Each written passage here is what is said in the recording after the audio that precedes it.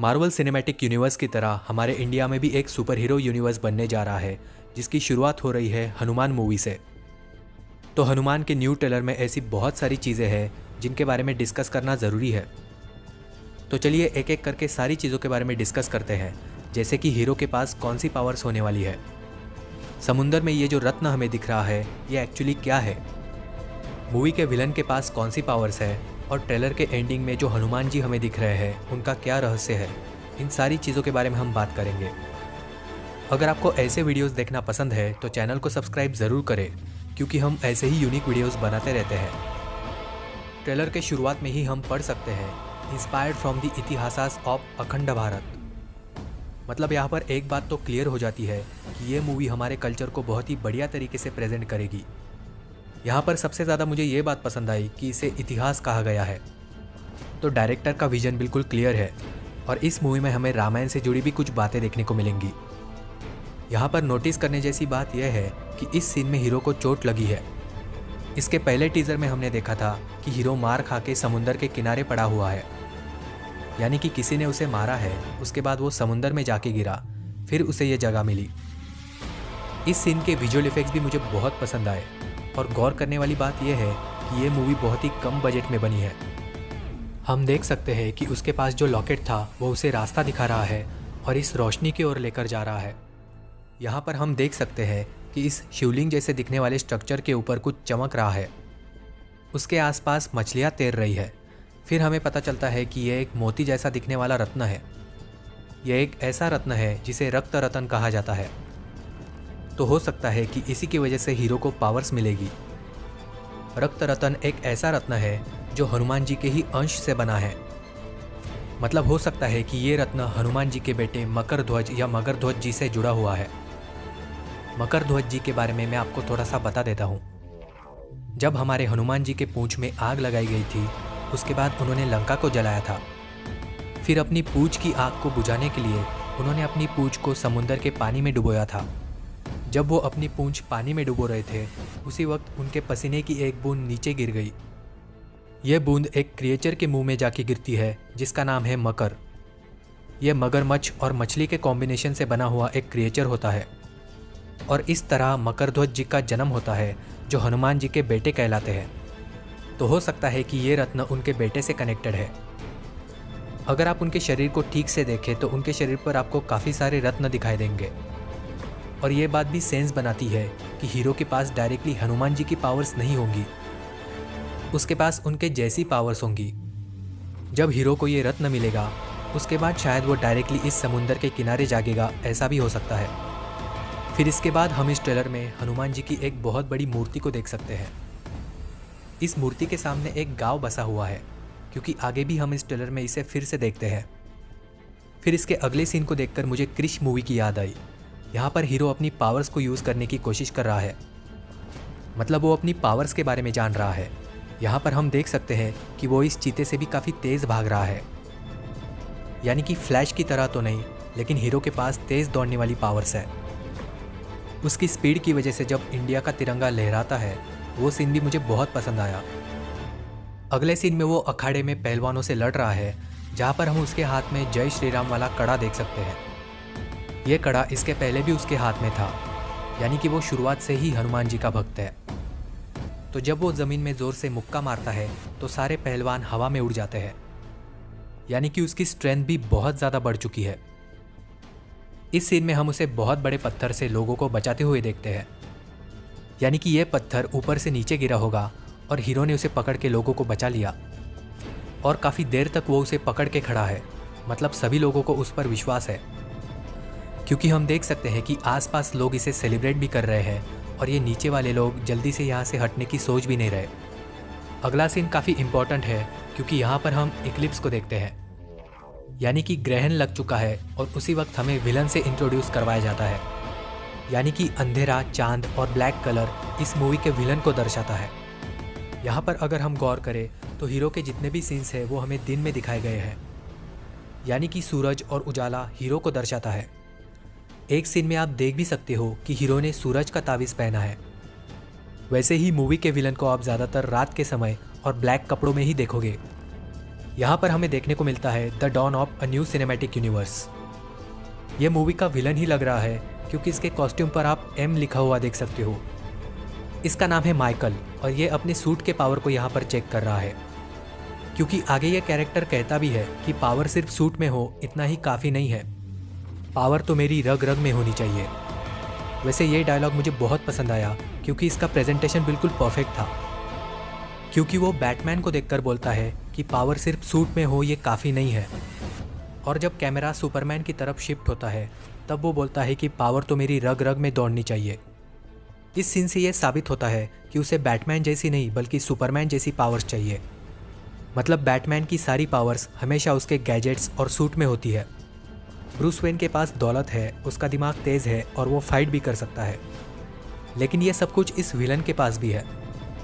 इसके पास भी सूट है, पैसा है, एक डॉक्टर है, डॉक्टर सिरी वेनेला, जो उसकी मदद करता है।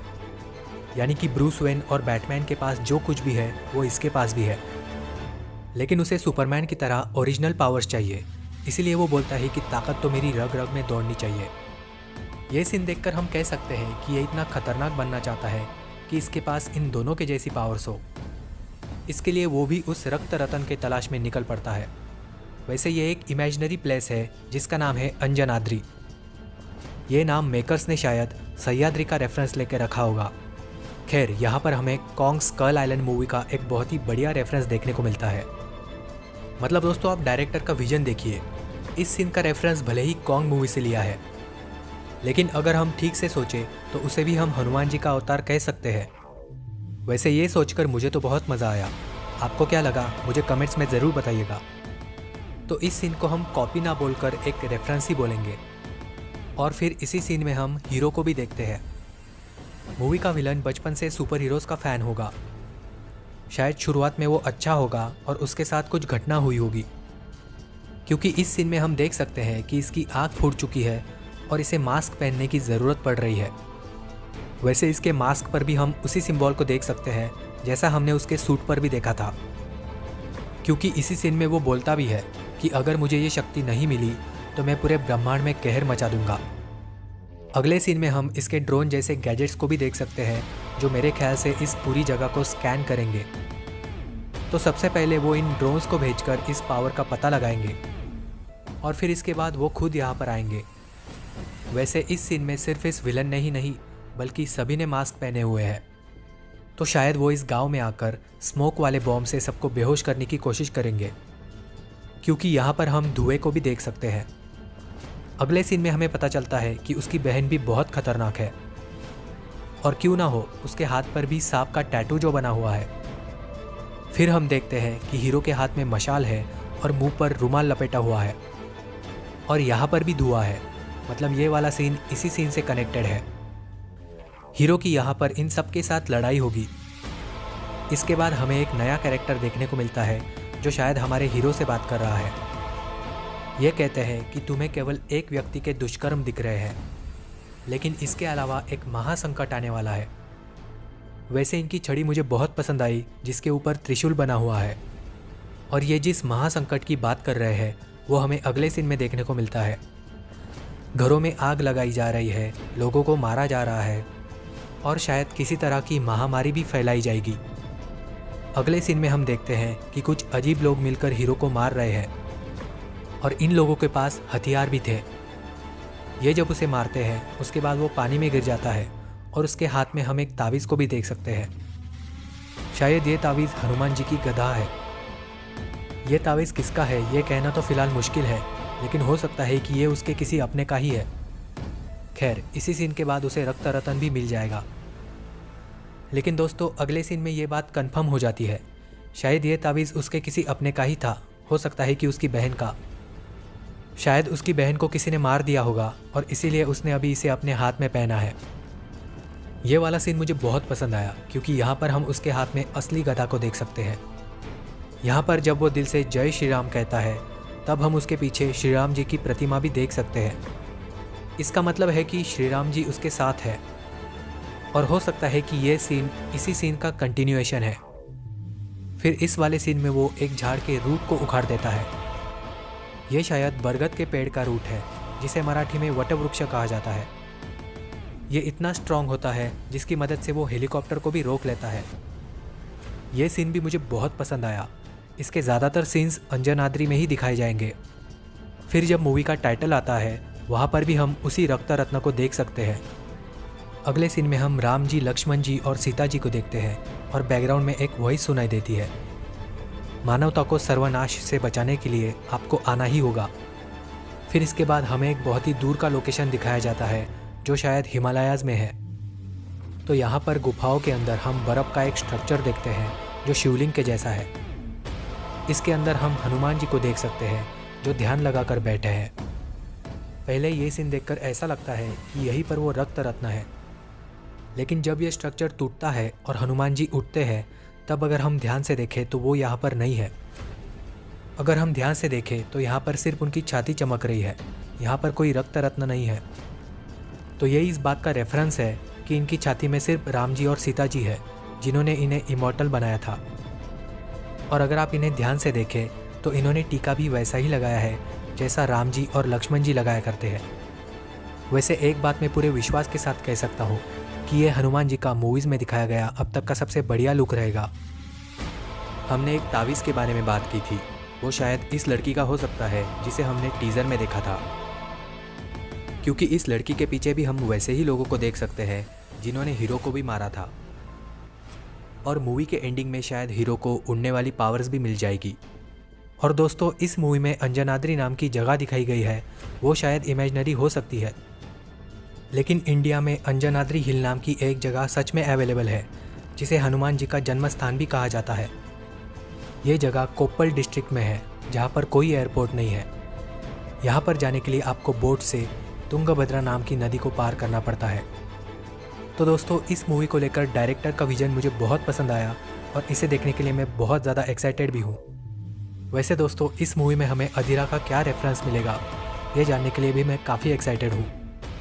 अगर ये वीडियो आपको सच में पसंद आया होगा तो इसे लाइक ज़रूर कर दें। आप हमारे चैनल के दूसरे वीडियोस को भी चेकआउट कर सकते हो और चैनल अगर आपको पसंद आया तो सब्सक्राइब भी कर सकते हो। बस दोस्तों, एक रिक्वेस्ट है, अगर आप सब्सक्राइब कर रहे हो तो बेल आइकन को भी ज़रूर प्रेस कर दें। अगर आप मॉन्स्टरवर्स के फ़ैन हो तो मैंने गॉडजिला एक्स कॉन्ग और शिमू टाइटन के ऊपर भी वीडियो बनाया है, उन्हें भी आप ज़रूर चेकआउट करना।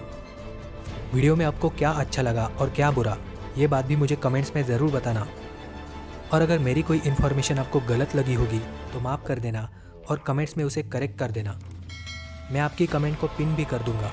ये वीडियो देखने के लिए बहुत बहुत धन्यवाद दोस्तों।